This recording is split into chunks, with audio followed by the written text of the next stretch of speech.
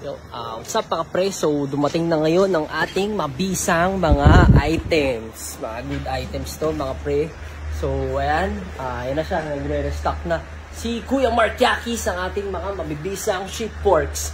Yan, sheep porks, LUK brand, mabisang-mabisa yan. Oo, yan, kita-kita yan.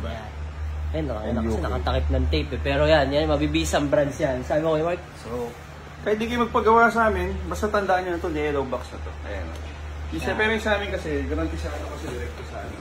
Sa mismong supplier. Yan. Overseas. Direkta yan, original. May mga gantong box din eh, pero yung loob, peke. So, ingat lang kayo doon guys. Yan guys, mag-ingat kayo. So mabilis lang yan guys. Lalagay namin yung number namin dyan sa details. Pwede kayo magpakyawan dyan. So ang price namin yan is 28.8 para sa mga nakakaalam ng promo code. So kung alam niyo yung promo code ko, sabihin niyo lang yan pagpunta niyo dito. 28.8 para sa mga nakakaalam ng promo code. Lalagay namin yung details dyan.